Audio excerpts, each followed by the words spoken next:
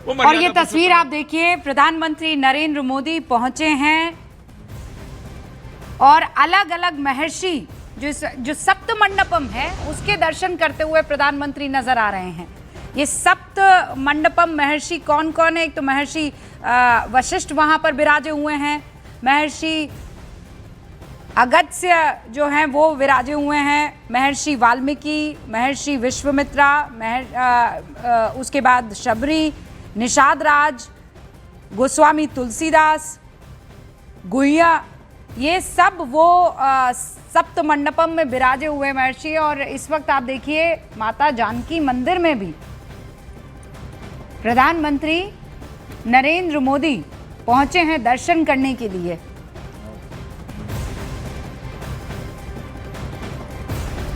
माफी चाहती हूँ, ये अन्नपूर्णा मंदिर है जहां पर प्रधानमंत्री नरेंद्र मोदी पहुंचे हैं, लेकिन ये सारे मेरे ख्याल से सप्त मंडपम में विराजे हुए महर्षि हैं। आज राम मंदिर राष्ट्र मंदिर के रूप में वहाँ सामाजिक समरसता का भाव है। जाति पाति पूछे ने कोई, हरि भजे सो हरि का होई। तो वहाँ राम जी विराजित हैं और शबरी भी विराजित है। वहाँ पे गुह जो निषाद है वो भी विराजित है, वहाँ केवट भी है। तो आप ये देखें कि जब हम एक आदर्श राष्ट्र की कल्पना करते हैं उसमें समाजवाद की बड़ी महत्वपूर्ण होती है। और जो वहाँ के आदर्श हैं राम, जब वो समाज के हर वर्ग से जुड़ते हैं तो उनकी विशेष पूजा होती है। हमारे यहाँ भी देखिए कि सबसे पहले महर्षि वाल्मीकि जी का मोदी जी ने नमन किया। जो मूल रामायण है उसे वाल्मीकि रामायण कहते हैं, उसी के आधार पर सभी रामायण बनी। अच्छा। और जिसको आज हम सब गान करते हैं, इसका हम पाठ करते हैं, वो रामचरितमानस है। अच्छा। जो 1631 में लिखी गई। पर आप लोगों को जानकर आश्चर्य होगा कि जो इंडोनेशिया की काकाविन रामायण है वो 9वीं शताब्दी में लिखी गई। मतलब रामचरितमानस से भी कई वर्षों पहले, कई सौ वर्षों पहले। साथ में जो आज ध्वजा आरोहण का जो कार्य है, ये एक भाव दर्शाता है कि हम सब लोग उस परम राम तत्व की जय जयकार कर रहे हैं।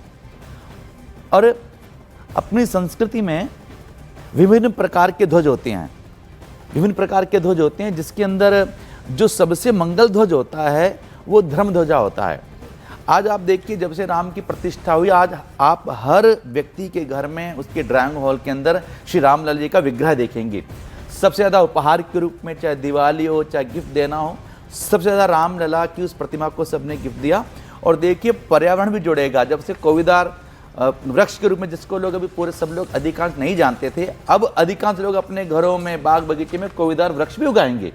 तो कहाँ पर्यावरण भी जुड़ रहा है, ठीक है। और साथ में एक और विशेष बात है, आप कहीं भी जाएं, किसी भी ध्वज को देख के आपके अंदर एक स्वाभिमान का और एक आदर्श का भाव जागता है। अगर आप कहीं विदेश में जाएं, कई देशों के झंडे लहरा रहे हों, उसमें कहीं तिरंगा दिख जाए तो आप बड़े एकाग्र होकर उसको देखते हैं और उसको सैल्यूट करते हैं, उसको प्रणाम करते हैं। तो कुल मिलाकर ये जो हम सप्त मंडपम की बात कर रहे हैं, ये वहीं पर उसी प्रेमाइसेस में मौजूद ये बिल्कुल उसके चारों तरफ मूल जो मंदिर है वो बीच में है। और उसके जो परिक्रमा जो हम लोग करेंगे, परिक्रमा में ये सभी मंदिर हैं। जैसे भी वाल्मीकि जी के मंदिर का नरेंद्र मोदी जी दर्शन कर रहे हैं। ये उसी प्रांगण में पहुंच चुके हैं। जी जी जी जी जी। और वहाँ अन्नपूर्णा देवी का मंदिर है, वहाँ पे ये शबरी का लगता है, क्योंकि आप जिस तरह से वेश देख रहे हैं। अच्छा, अन्नपूर्णा का जो विशेष मंदिर है वो काशी जी में विराजित है। अन्नपूर्णा सदा पूर्णे शंकर प्राण वल्लभे। और ये मुझे निषाद राज, ये निषाद राज है ना? बिल्कुल बिल्कुल, ये निषाद राज। अभी मौका मिला मुझे भी, वहाँ बहरीन में एक समस्त परिवार मिलन एक कमेटी है, तो उन्होंने रामलीला मंचन किया था। तो उसमें निषाद राज के प्रसंग को जो है वो चरितार्थ करने की कोशिश दिवाली हम लोग एक सत्संग के लिए दुबई गए थे। तो जबल अली एक जगह है जहाँ पर एक विशेष हिंदू सनातन मंदिर बना है, अक्षरधाम भी वहाँ पर आगे बना है। पर मैं एक ये कहना चाहता हूँ कि जो राम का आदर्श है, जैसे आप किसी का चित्र देखते हैं तो वैसी भावना आपके हृदय में आती है। तो जैसे आप जब वो केसरिया ध्वज देखेंगे, उस पर ओंकार शब्द देखेंगे। ओंकार पहला शब्द है, जिसको नाद शब्द भी कहते हैं, निनाद शब्द भी कहते हैं, जो प्रथम अक्षर है। और उसके बाद कोविदार वृक्ष, जो अयोध्या के राज परिवार का एक चिन्ह है, जो परिजात और मंदार के संयुक्त वृक्ष से बना है। जैसे मैंने कहा, पहला हाइब्रिड जो हम वृक्ष कहें जो कश्मीर में बना है वो है। तो ये पर्यावरण का भी संदेश देता है। अब देखना सबके घरों में अभी जो हम तस्वीरें देख रहे हैं वो प्रधानमंत्री नरेंद्र मोदी अयोध्या का वो जो विशाल राम मंदिर परिसर है उसमें सप्त मंदिर जो स्थापित है, पहले वहां के मंदिर होंगे, वहां का इस वक्त जो है दर्शन कर रहे हैं। प्रभु राम के भी वो दर्शन करेंगे, लेकिन उससे पहले इस सप्त मंडपम में महर्षि वशिष्ठ, महर्षि अगस्त्य, महर्षि वाल्मीकि, महर्षि विश्वामित्रा, शबरी, निषाद राज, ये तस्वीर देखिए निषाद राज की ही तस्वीर है। फिर दूसरे हुए गुह कौन? निषाद राज हैं और एक केवट हैं। तो ये लोग कई लोगों तो निषाद राज भगवान राम श्री राम के बचपन वो जंगल के राजा जो थे। हाँ, जंगल के हम आज हम कहते हैं वनवासी। गुह निषाद राज को कहा जाता है, वो केवट है। केवट को हम अलग देखते हैं कि जहाँ अच्छा ये पूर्ण नाम है निषाद राज। निषाद राज जो विशेष हैं उनका नाम गुह कहते हैं। अच्छा, और फिर महर्षि गोस्वामी और महर्षि तुलसीदास। देखिए महर्षि वाल्मीकि जी हैं, हाँ, और गोस्वामी तुलसीदास जी हैं, हाँ, जो प्रथम रामायण है पूरे विश्व के लिए, वो सभी का हर एक प्रदेश के हर एक संत ने, नामदेव रामायण, बंगला की कर्तव्यास रामायण है, कन्नड़ रामायण है, कश्मीर रामायण है, सभी ने रामायण लिखे अपने भावानुसार। वो उनका मूल वाल्मीकि रामायण है, इसलिए हाँ, सबसे पहले वाल्मीकि जी को नमन करता है। अब जैसे अब मोदी जी देख रहे हैं कि आप प्रांगण में नमन कर रहे हैं, ये सब पहले भक्तों का दर्शन करने के बाद भगवान का दर्शन हो रहा है। ये भी एक बड़ी रीति होती है, बड़ी खूबसूरत रीति है। हाँ, और उसके बाद एक ये है कि अगर आप राम की कथा कहेंगे तो केवट के बिना कैसी पूरी होगी। जो मूल समाजवाद की भावना है वो आप रामायण में देखते हैं कि भगवान निषाद राज के जाते हैं, केवट के पास जाते हैं, शबरी के पास जाते हैं, वनवासी के पास जाते हैं।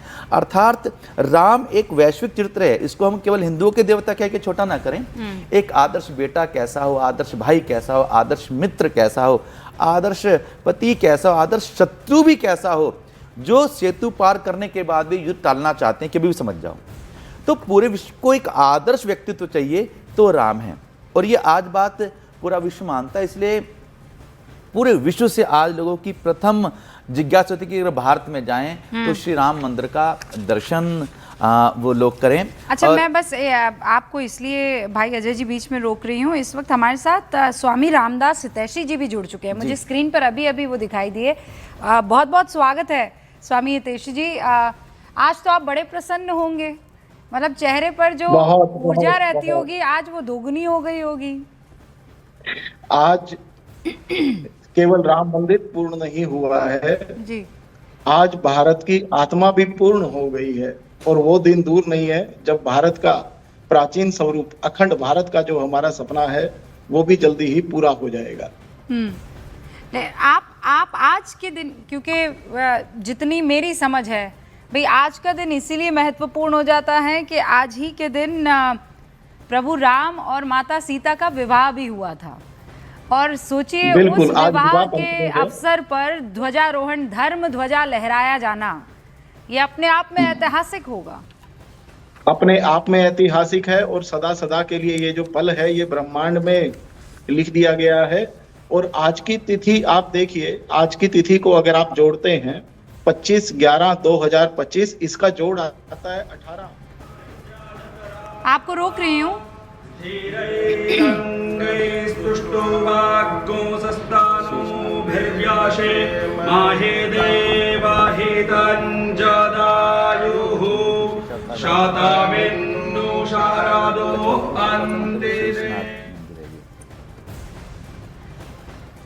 तो ये भाई आलोक जी अजय जी बता रहे हैं कि ये शेषनाग मंदिर है। जी जी, क्योंकि लक्ष्मण जी को शेषावतार माना जाता है, इसलिए वहाँ पर सभी मंदिरों के साथ शेषनाग मंदिर का भी अभी आप लोगों ने दर्शन किया है। देखिए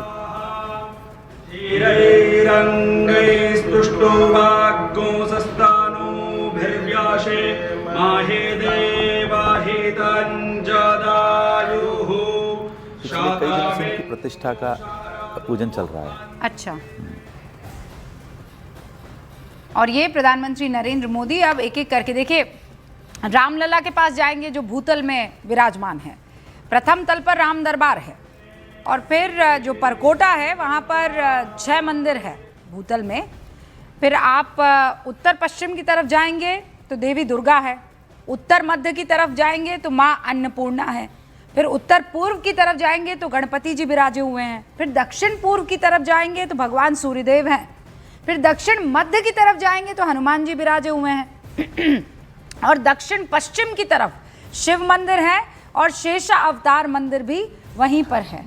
हर दिशा का एक विशेष देवता होते हैं, तो सभी दिशाओं के अनुसार उनके कौन कौन प्रमुख होंगे, ऐसा राम मंदिर के चारित्र प्रकोटे में बनाया गया है। क्योंकि जब लोग वहाँ पे भक्त लोग दर्शन करने के लिए आएंगे तो उनको संपूर्ण भाव की अनुभूति हो, इसलिए भगवान श्री राम के साथ जो उनके अभिन्न हैं, जो उनके प्रिय हैं या जिन पर उन्होंने विशेष कृपा करी है, जिनके मतलब राम कथा की पूर्णता कैसे पा सकते हैं, तो वो सब दर्शन उस मंदिर के प्रांगण में होंगे। तो ये अपने आप में आनंद का विषय होगा जब लोग भगवान राम का दर्शन करें और शबरी का भी दर्शन करें। अभी वो पल तो आया नहीं है स्वामी रामदास जी। भाई अजय जी जो हैं वो लड्डू का एक पूरा पैकेट लेकर बैठे और वो तब तक हमें नहीं खिलाएंगे जब तक ध्वज और प्रभु राम के दर्शन नहीं हो जाते हैं। मतलब